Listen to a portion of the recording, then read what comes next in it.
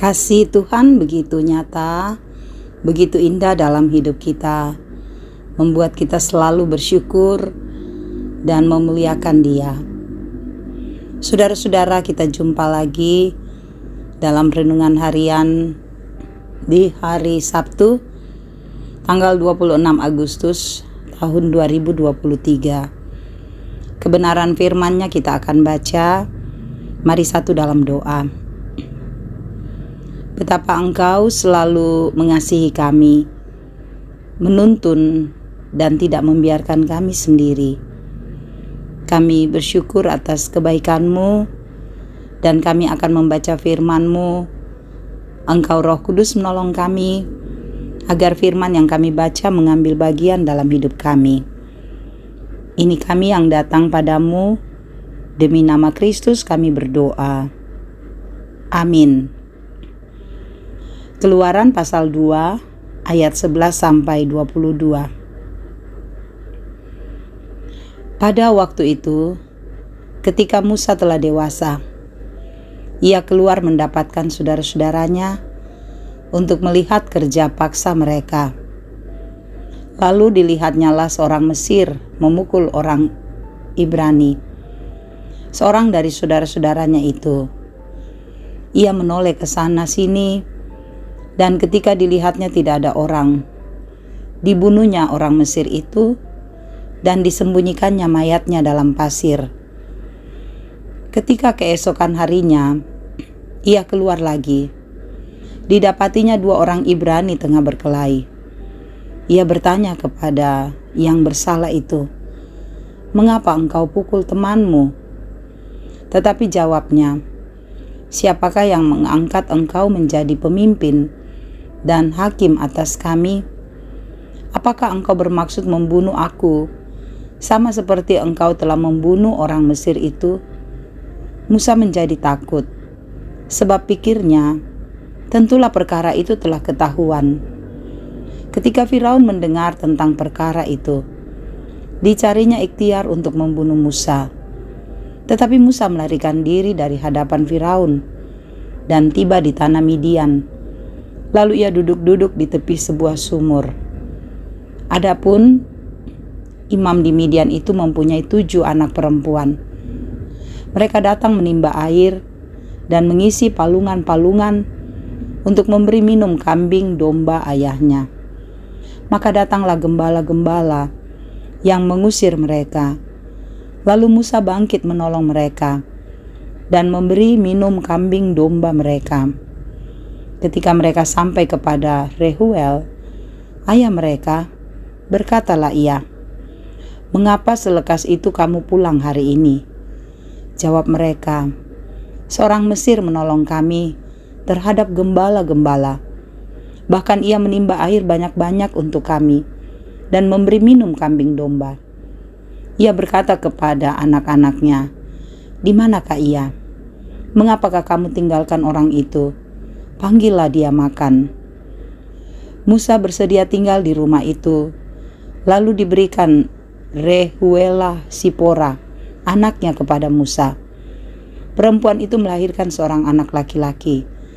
Maka Musa menamainya Gersom, sebab katanya, "Aku telah menjadi seorang pendatang di negeri asing." Lalu sesudah itu matilah Raja Mesir, tetapi orang Israel masih mengeluh karena perbudakan. Dan mereka berseru-seru sehingga teriak mereka minta tolong karena perbudakan itu sampai kepada Allah. Demikian firman Tuhan. Haleluya. Amin. Saudara-saudara, tema kita saat ini di balik kesalahan. Kata orang bijak, kesalahan adalah guru termahal. Karena dengan kesalahan itu dapat mengajarkan banyak hal. Saudara, jika dimaknai dengan tepat, maka kesalahan itu dapat memperbaiki karakter seseorang. Yang sombong bisa menjadi rendah hati. Yang jahat dapat menjadi bijaksana, dan seterusnya. Ketika Musa telah menginjak di usia dewasa, ia pernah melakukan kesalahan, yakni ketika Musa membunuh orang Mesir yang sedang menganiaya orang Ibrani. Dan ketika Musa menganggap dirinya sebagai seorang pemimpin orang Ibrani, seharusnya dalam peristiwa ini Musa menghadap Firaun untuk mengakui kesalahannya, jangan justru melarikan diri. Hal inilah yang membuat Firaun marah, sehingga ia berusaha untuk mendapatkan Musa untuk dibunuh. Saudara, kesalahan yang dilakukan Musa membuatnya kehilangan rasa nyaman. Tempat di mana dia telah merasa nyaman dan menikmati kemewahan, yakni istana, harus ditinggalkan Musa, melarikan diri ke Midian. Dalam pelariannya, saudara, Allah justru membawanya kepada kehidupan yang berbanding terbalik dengan keadaan yang dialaminya di istana Firaun. Musa menjalani hidup sebagai gembala domba dan kambing milik Imam Midian. Setelah itu Musa menikahi Sipora, putri imam itu. Pengalaman tersebut mengajari Musa tentang dirinya sendiri. Sampai akhirnya Musa sadar bahwa ia hanya seorang pengembara yang tak bernilai. Saudara, kita mungkin pernah mengalami seperti pengalaman Musa. Kesalahan yang kita lakukan mengganggu, bahkan membuat kita gelisah dan takut. Ingat, lari dari masalah tidak akan menolong. Akuilah kesalahan itu, bertobat kepada Tuhan, Dia akan menolong kita. Saudara, firman Tuhan katakan begini, serahkanlah segala kekhawatiranmu kepadanya, sebab Ia yang memelihara kamu. Dalam segala kelemahan, datang pada Tuhan, mengaku dan bertobat, maka Tuhan akan menolong kita. Amin. Mari berdoa. Terima kasih Tuhan Yesus, Engkau baik, menolong kami dalam seluruh kehidupan kami. Terima kasih untuk firman yang kami dengarkan. Kami belajar untuk melihat kelemahan dan kesalahan kami, belajar mengakuinya di hadapan Tuhan, sehingga hidup kami boleh tenang. Meteraikan firman-Mu di dalam hati kami masing-masing. Engkau memberkati kehidupan kami, keluarga kami, pekerjaan kami Tuhan berkati, harapan, kerinduan, cita-cita Tuhan berkati. Anak-anak kami tolong, pertumbuhan mereka semoga tetap sehat, iman mereka kuat, harapan mereka untuk meraih masa depan yang indah Tuhan berkati. Dimanapun anak-anak kami berada, Tuhanlah yang menolong. Bahkan mencari pekerjaan juga Tuhan selalu bukakan jalan. Engkau juga tahu Tuhan sukacita kami, biarlah Tuhan sempurnakan. Engkau juga mengerti pergumulan kami. Yang sakit, biarlah Tuhan sembuhkan. Yang bergumul dengan duka, Tuhan hiburkan.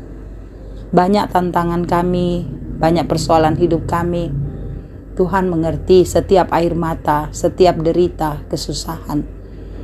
Mampukan kami melewatinya dalam kasih dan kebaikan-Mu. Engkau berkati untuk para pelayan-Mu, biar mereka kuat dan teguh melayani Tuhan. Engkau berkati para orang tua kami dalam usia indah. Semoga mereka selalu sehat, sukacita dalam Kristus.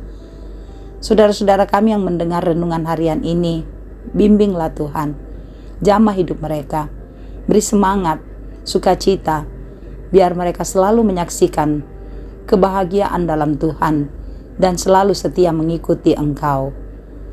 Bangsa kami, berikanlah suasana yang kondusif. Berkati pemimpin kami agar memerintah dengan adil. Kami sebagai warga negara taat padamu. Jaga kami selalu Tuhan. Kami percayakan seluruh keberadaan kami dalam kuasa Tuhan, bahwa di dalam Engkaulah kami tenang menghadapi hidup ini. Ini kami yang bermohon, berseru, Tuhan, sendengkan telingamu menjawab, karena doa ini kami bawa hanya di dalam nama Tuhan Yesus, Juru Selamat dan Penebus dosa kami. Amin. Terima kasih. Saudara-saudara boleh mendengarkan renungan harian ini. Biarlah firman ini menjadi berkat bagi saudara-saudara. Tetap semangat ya, menikmati hari ini, menikmati karunia Tuhan dalam hidup kita. Tuhan Yesus memberkati.